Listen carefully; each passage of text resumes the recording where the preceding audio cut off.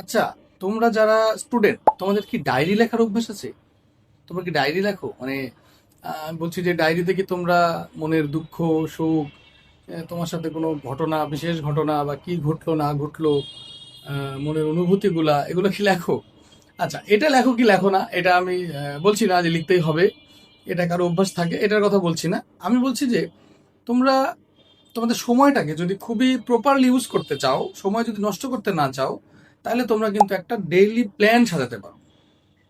আগের দিন ঘুমাতে যাওয়ার আগে সারা দিনের, আগামীকালের যে সারা দিনের যে প্ল্যানটা হবে, কখন তুমি কলেজে যাবা, কখন তুমি লাঞ্চ করবা, কখন তুমি খাওয়া দাওয়া করবা, কখন কি করবা, এইটা ডায়েরিতে টাইম টু টাইম লিখে ফেলবা।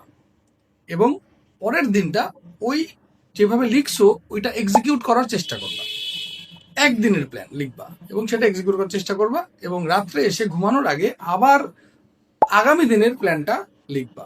এইভাবে যদি কাজ করো তাহলে তোমার মাথায় একটা প্রেশার কাজ করবে যে হ্যাঁ, আমাকে তো এই টাইমে এই কাজ করতে হবে, এই টাইমে এই কাজ করতে হবে, আমি কেন আজারে কাজ করছি, অন্য কাজ করে সময় নষ্ট করছি, এইটা হবে। এবং দেখবা যে এতে সময় অনেক বাঁচবে, এবং তুমি যদি এটা মেনটেন করতে পারো তাহলে তোমার লাইফটা দেখবা ডিসিপ্লিন হয়ে যাবে। আর পড়াশোনায় কিন্তু ডিসিপ্লিন হওয়াটা খুবই জরুরি।